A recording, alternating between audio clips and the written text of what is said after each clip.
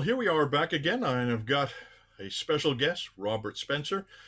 He has been a number of times with me. We have done some terrific. Well, actually, I've really enjoyed the times I've been with you unpacking Did Muhammad Ever Exist?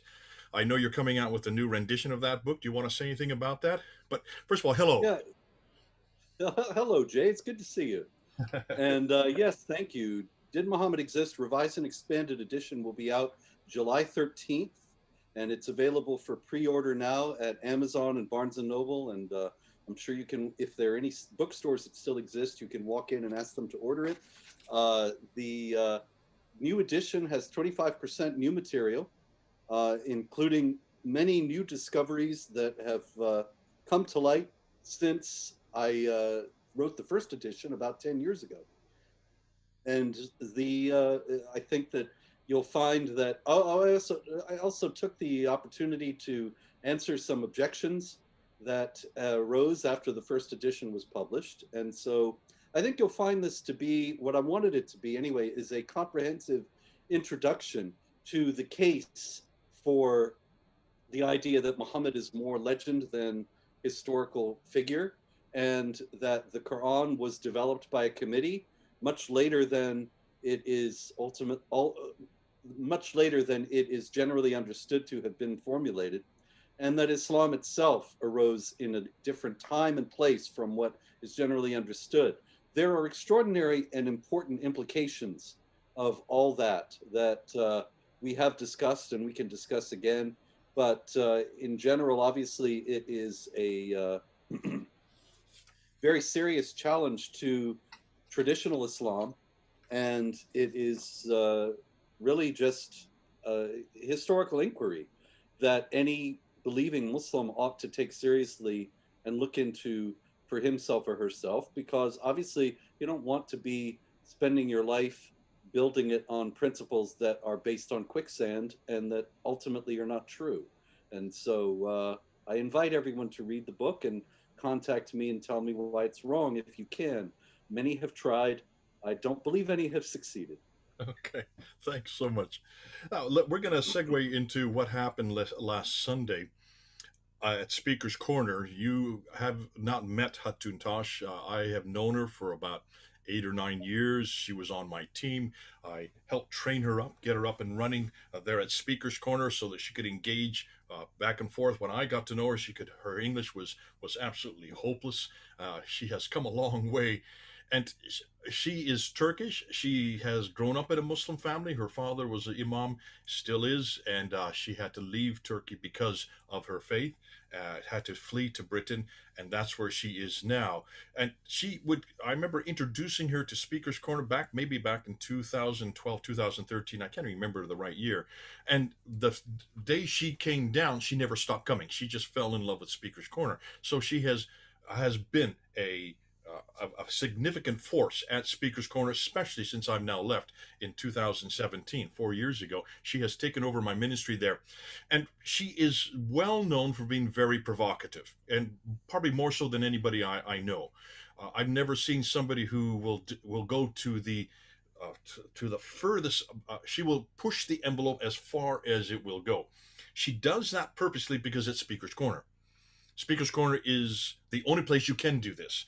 I knew that, having spent 25 years there. I realized that I could not say what I wanted to say, or I could not even test what I wanted to test on university campuses. That got closed down to me in 2010. I was not permitted on any university campus to do a debate or even to do a talk to do with Islam because of that uh, real fear, I think, by university educators that I was a hate preacher or I was an Islamophobe. Certainly, when I even went onto the streets of London, I would try to have open airs at streets, and I got shut down almost immediately by the Muslims who brought the police to shut me down. But one of the places we could do and continue to do this was at Speaker's Corner. It was the only place where we could show that Charlie Hebdo cartoons when those 12 people were killed back in 2015. We got up on the ladder and showed every one of them. And boy, did they get incensed. They got huge reaction from that. So we have used Speaker's Corner as a place to field test our new material, push the envelope, and see how far we could go, and see what kind of reaction we got, because you get immediate reaction there. It's one of the best places outside of YouTube, and YouTube in some ways has taken over for that, and you get immediate reactions the same way. But in this case, Hatun has become a what's the word I want to use? Has A become lightning a rod.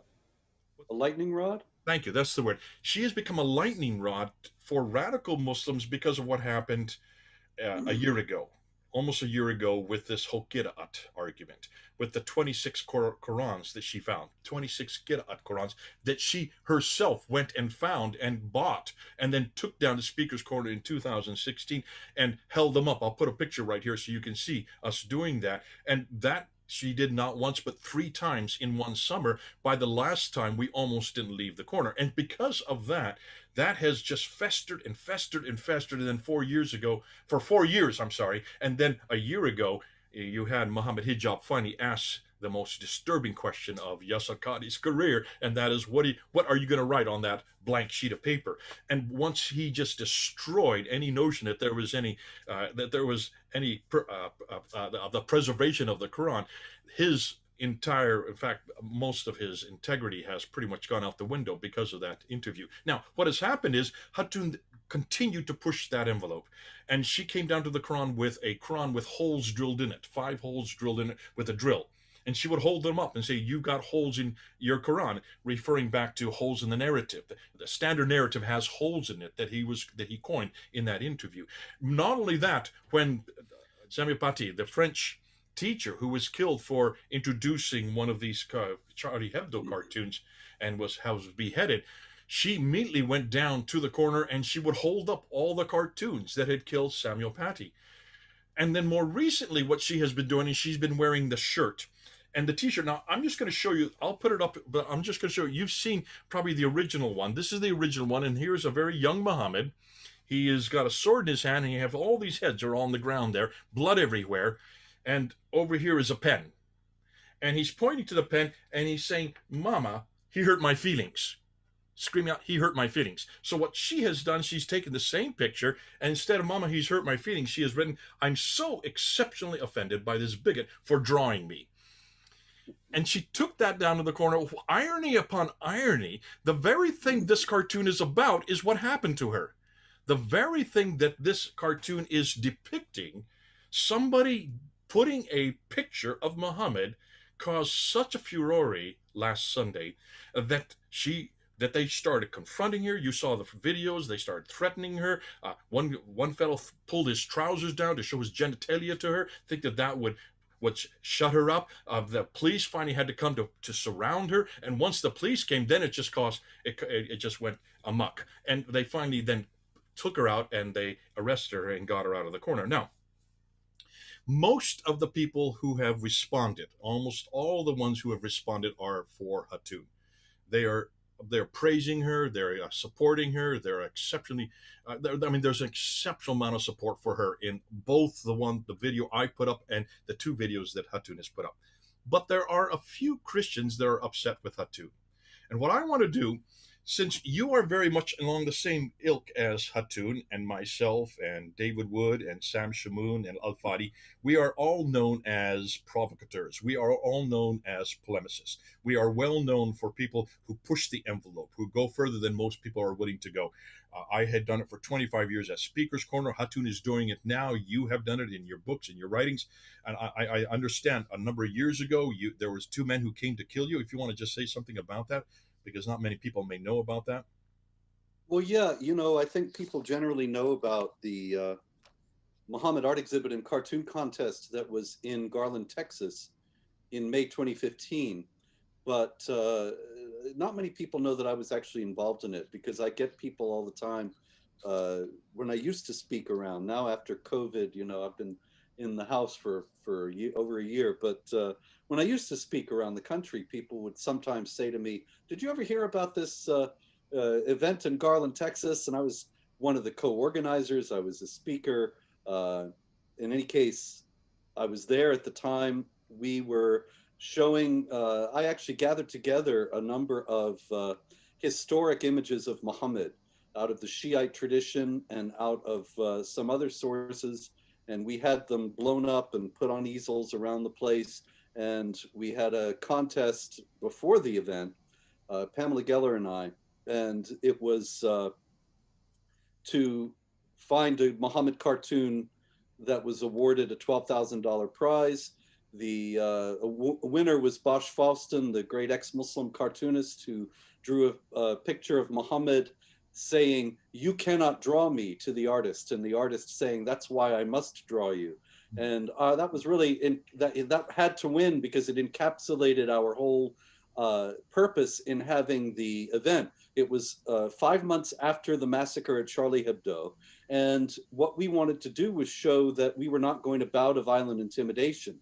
We were not going to validate bullying and encourage more bullying by giving the bullies what they wanted, which was that we would not draw Muhammad. We were going to stand up for the freedom of speech.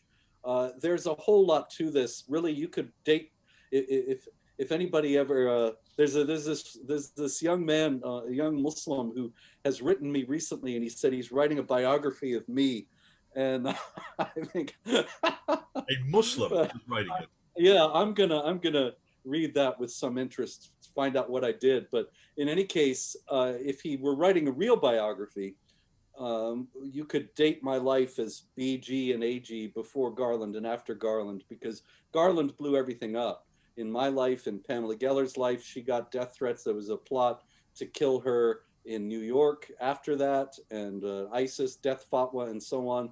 And I had all these Christians tell me that it was a terrible thing. My church didn't want me around anymore.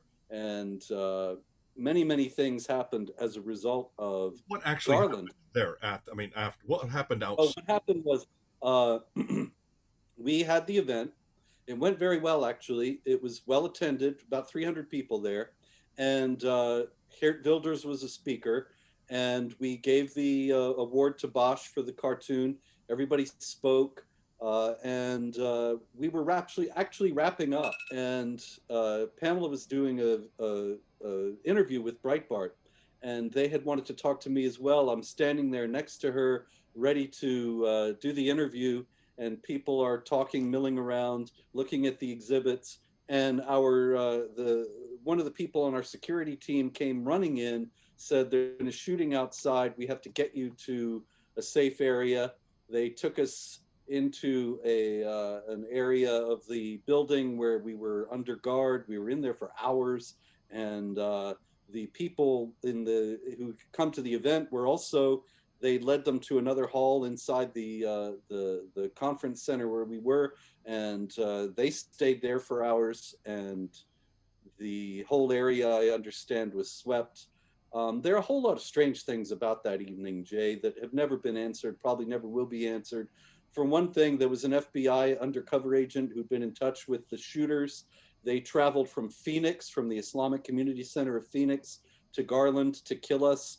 And this FBI agent was egging them on, telling them tear up Texas and so on. And the FBI has stonewalled all our attempts to find out what happened, why they knew that this was going on and didn't tell us, why they didn't have guards there if they knew that there was going to be these two violent people coming.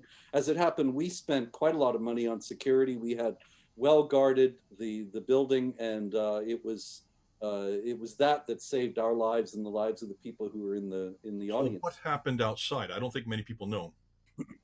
They drove up. The FBI agent was in the car right behind them, and Serious. they So he was there. oh, not only was he there, it's so strange, Jay. Such a strange story. I wish I knew what happened. The FBI agent was right behind them. They drove into the parking lot. These two men, Ibrahim Simpson and Nadir Sufi, from the Islamic Community Center of Phoenix, and he, the FBI agent took a photo of one of the people that we had guarding the event. And then, right after he took the photo, Simpson and Sufi came out of the car, and one of them shot that same man and wounded him, didn't kill him. And then there was another man there. I don't believe it was the same one who was wounded, but another man there. We've had very conflicting reports about who exactly it was. Shot Simpson and Sufi dead. And they had actually, very carefully planned it out, and they'd even approached an entrance to the building that was the most lightly guarded, which may mean they may have had somebody on the inside.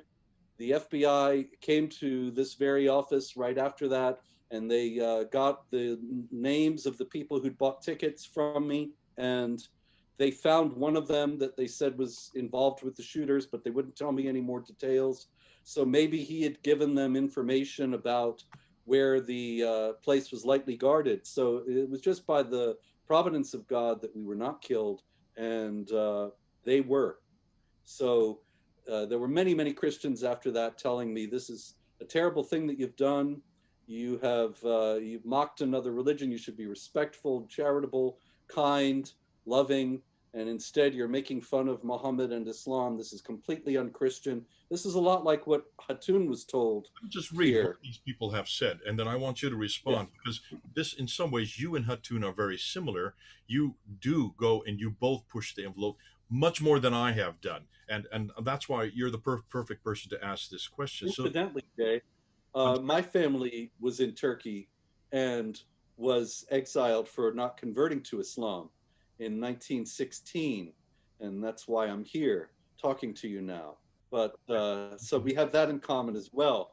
But both our families left Turkey because of our faith, or both she and my family left Turkey because of our faith. you are very similar. I've never thought of that. Okay, I didn't hear that. I didn't know that. Here's Isaiah 40 colon 22. That's his title. While wearing an offensive t shirt exposes the Muslims as thin skinned and violent because of their brainwashing, this does not seem at all an appropriate way to share the gospel. Obviously, they're going to be upset at any truth they hear. So, is it wise to throw unproductive yet flammable gasoline on that fire when you're not surrounded by protectors who can shut down the opposition? Soho Knight says this. Put simply, if anything happens to Hatun, her blood will be on your hands, referring to me. Hatun has a simple faith and puts her trust in you. All of you encourage her to commit suicide. Were you not? Where are the protests? Where were you? Where are the funds for housing security and protection? As Christians, we must challenge and we must proclaim the gospel. We are not called to provoke and incite the demons. Noel Carroll says Oh this. my, there's so much that. Go ahead. Go ahead. Noel Carroll says, Jay, I go to Speaker's Corner quite a bit, and in principle, I agree with you, brother. I'm an evangelical Christian who worked in the Middle East for 8 years, but regarding Hatun, I really believe, as other Christians equally believe, she oversteps the mark all too often. She did not have to wear that shirt to get her point across. I do not agree with her biblically. I also do not think that you can agree with her biblically. Okay, I won't read the rest of it because it then gives some other examples. What's your, I mean, you've heard those three different opinions from three different people, all of them Christians, claiming to be Christians. What would be your response? Since I'm sure you have got these kind of responses right through your own ministry. Oh, this was the story of my life in 2015. This is what everybody was telling me, and I lost friends at that time, very close friends, Christian friends who thought that what I had done was terribly unchristian, and so on.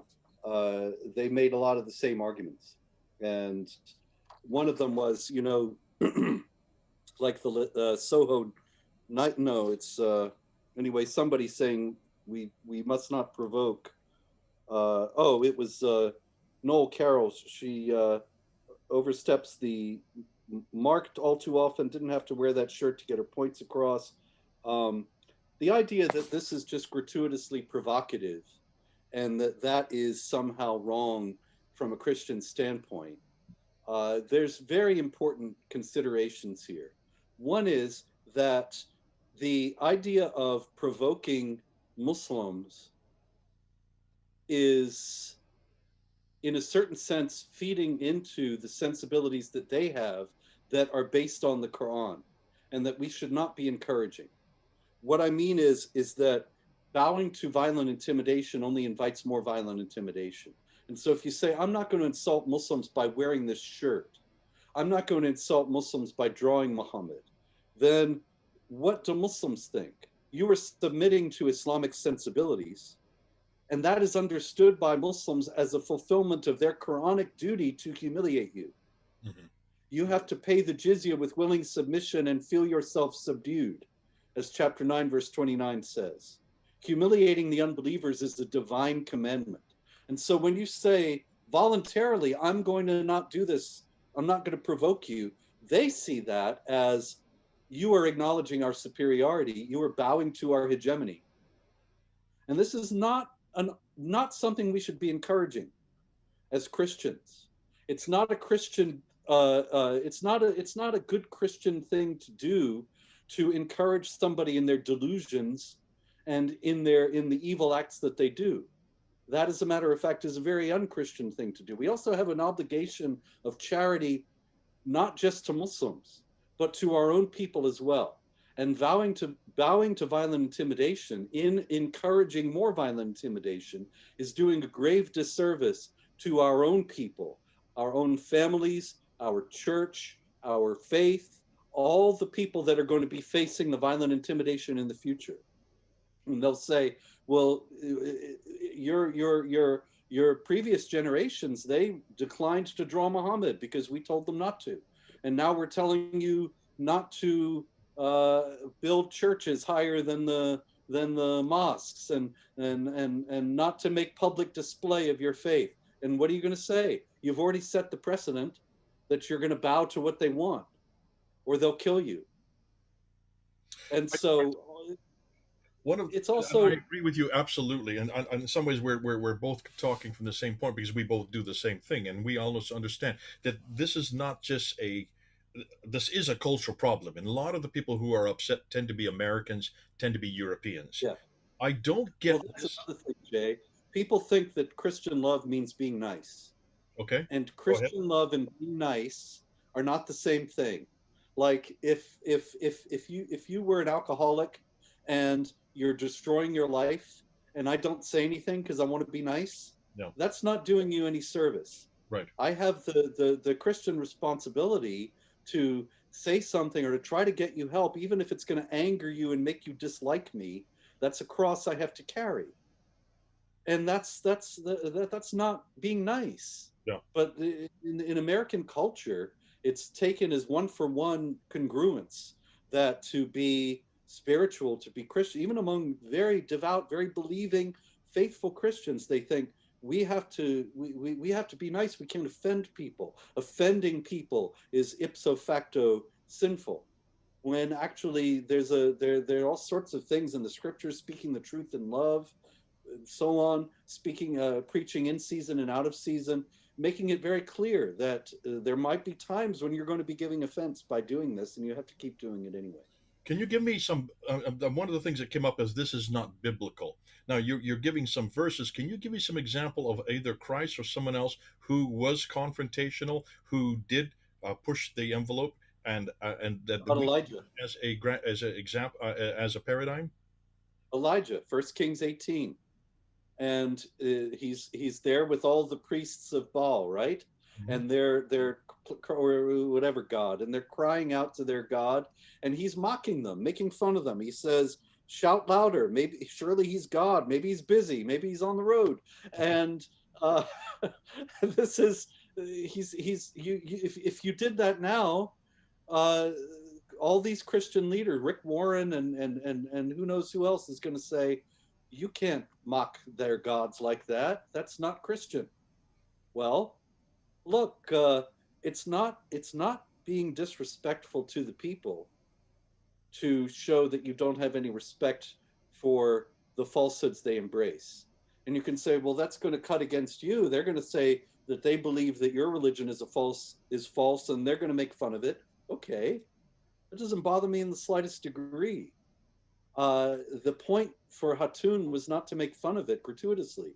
The point that we were making in Garland was not to mock Muhammad or Islam gratuitously. The point was what Hatun is making the point in that shirt. It's very clear that Muslims are all upset about cartoons of Muhammad, but they're not all upset about the violence that is inspired by Muhammad's teachings. Yeah. And I know this to be true because I track this every day at Jihad Watch, and I've paid attention to it over the years. Muslims against terrorism rallies. Every now and then you see one. There was one in Washington about 15 years ago. There was one in Toronto about 5 years ago. They crop up every now and then. And invariably, Jay, they get about 25 to 50 people, and most of them are non-Muslims. Yeah. But you get cartoons, 800,000 people in Chechnya, 800,000 demonstrating against cartoons of Muhammad, hundreds of thousands in Pakistan, Indonesia, Iran. That's what really gets them angry. And so Hatun's point is absolutely crystal clear and very important to make, that this is what your priority is. You have a moral myopia that is warping your view of the world and is destroying your spiritual life. And you need to understand it and wake up to it and turn around. One of the probably the best example that I always like when people ever ask me, well, who actually did this? I just used Jesus. Certainly, he did this in the temple, overturning the tables. He certainly did this with the That's Pharisees, true. calling you hypocrites, you den of vipers, you white sepulchres in Matthew 23. But the person I really like to point to is Paul. Look at Paul in Berea, Cappadocia, Laodicea, Ephesus. Every place he went right into the synagogue and he confronted them with what they had done to the Messiah. And they threw him out and they threw him into prison. He got whipped. He got twice stoned almost to death. He caused a riot in Ephesus. And finally, he was killed in Rome. Now, there's an example of a man that liked to provoke. There's a man that Yeah. used polemics. He had no problem using both apologetics and polemics, and he got beaten up just like Hatun is getting beaten up. And he got I thought that was interesting too. Excuse me. But your commenter, Isaiah 40:22, says this situation is similar to what Paul had to endure, and the Muslims are very similar to the Jews the Romans had to protect him from. So is he saying don't preach because they'll get mad? I mean, in Acts 21, they try to kill Paul because they charge that he brought a Gentile into the temple, which wasn't true, and so they're lying about him, and they're going to kill him on the basis of the false charges. But what they're really upset about is that he preached the gospel. So what this commenter is essentially saying is that we shouldn't preach the gospel because it will offend them. yeah, yeah. I I got an email this week from somebody in Europe. I won't say who it was. It was a woman, and she said, "Jay, you know Hatun very well. She respects you. She looks like you. You're like a avuncular relationship that you have with her. What you are responsible to stop this with Hatun. You don't you realize that she has a death wish, that she wants to be a martyr, and that she has a she has it's almost like she has a mental illness is what way she was putting it. She doesn't understand. She is naive. She doesn't know that she is actually walking to her death. And I had to answer, and I said, back in 2016, I came to the corner, and Hatun showed up at the workshop. We have a workshop before we go to the corner, and she was on crutches. She had casts on her leg. She had bandages around her waist. She had a broken leg, broken ribs. She had a neck brace on her neck. They had almost broken her neck, and she was sweating profusely.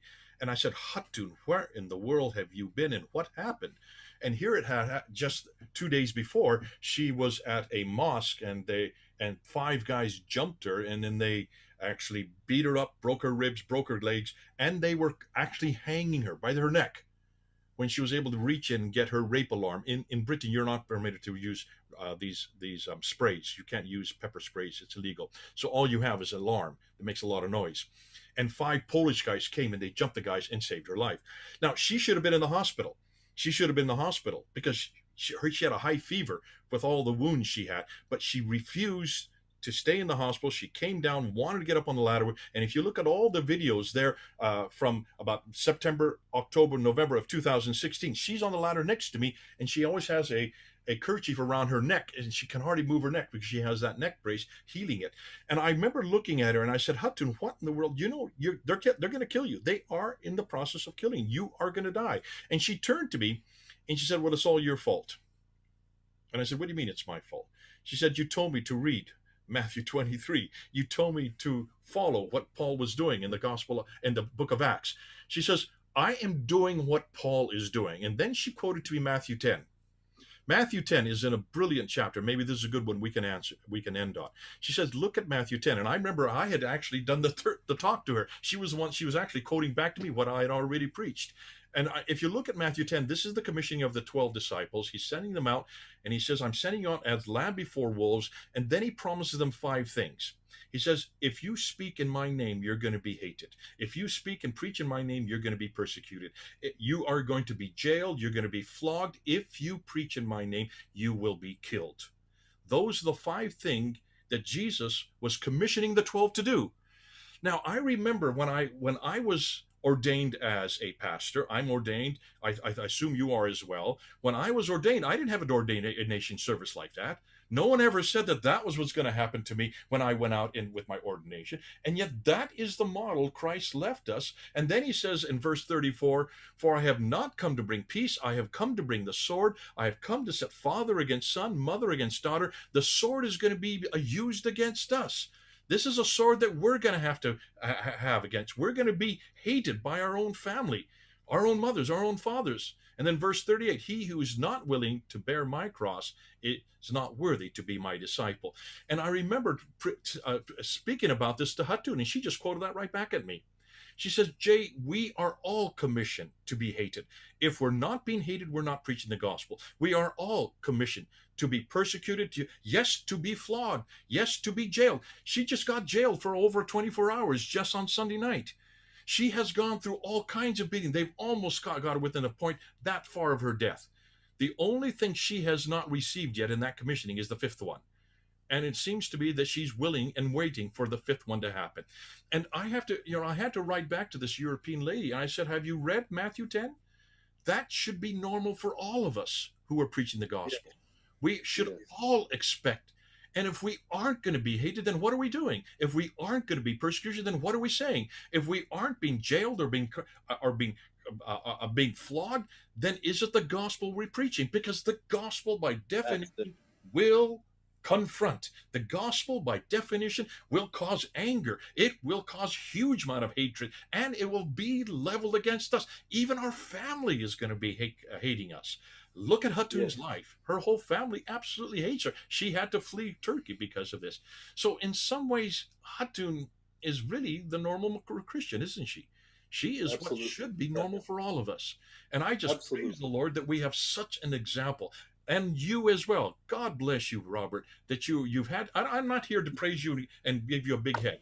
I'm just saying it's people like you who have not acquiesced, who have had to be persecuted. You have gone through persecution from your own church, from your own friends, from many of your own supporters. You've had to do this, especially after Garland. The fact that this is something that has been part of your ministry, and yet you still keep pushing on. Why? Because of passages like Matthew 10. This is It is my commissioning. This is the truth. This is the reality. This is what are we going to do? Just take refuge in lies to try to prolong our lives by a year or 5 years? It would be, how could you live with yourself in such a situation? But I did want to add one thing here. This commenter who says, if anything happens to Hatun, her blood will be on your hands. That's a terrible thing to say in the first place. And it's also howlingly false on so many levels, as you have just so eloquently explained. Hatun has chosen the path that she's taken, and she's an example that we should all look to. But also, if anything happens to her, and I hope that she exercises her ministry for the next 50 years, and that she does so in complete good health and without being further harmed. But if anything does happen to her, the people who did it are responsible, and nobody else. And this idea that it would be your fault is part of the confusion that is so plaguing the church and the Western world today, that we've lost a sense of who is responsible for what, and when something is done, who bears the responsibility for having done it. And so when Garland happened, the people who were responsible were the shooters, the people who wanted to kill us. They decided, they could have decided to have any other reaction to our showing Muhammad cartoons. They could have ignored it and stayed in Phoenix. They could have written angry letters or denounced us as Islamophobes. And instead they decided we're going to murder them. That was up to them. That's on their souls. No. And if anybody does want to murder Hatun, it's on his soul and nobody else's. Hmm. And the we have lost this, and so we think, oh, if they're going to murder us, then we have to stop doing what we're doing, and that is just the worst thing you can do in the face of Islam, because it's just what they want us to do is submit. Yeah. God bless you, Robert. It's so good to have you on board. We've covered two very important events that have happened in just the last few weeks, and then, of course, just happened last Sunday. It's good to always bring you back to get your view, and especially yours, because you've had such a wide experience in this area. You're not just talking from uh, off the top of your head or just from things that you've read. You're actually talking from personal experience, and this has been exactly what we need to hear. And I hope those others who are feeling the same way against Hatun, instead of confronting and castigating Hatun, why don't you actually support her and why don't you pray for her? Pray for her safety because she is willing to do what you are not willing to do. She is going where you Absolutely. will not go. She is down there every Sunday. She will be down there again next Sunday. I have never seen a tenacity in an individual like I have seen with Hatun. I think there are going to be books written about her in the future just because she is doing what I think our Lord Jesus Christ asked us to do.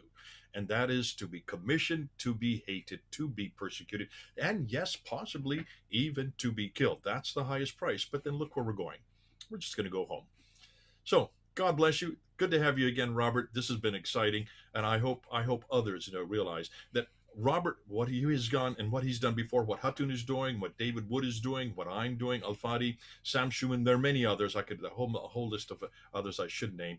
We're all in this together, and we're actually doing it for one reason and one reason alone, and this is for our Lord Jesus Christ. He went ahead. He did it. He never acquiesced. He never ever asked anybody to help him. He wouldn't even let Peter defend him. And if he didn't let Peter defend him, and then why are we getting so upset that we need to defend? We don't need anybody else but the Holy Spirit, and also His example to go and to follow. God bless you, Robert. It's been good to have you on board. Thank you.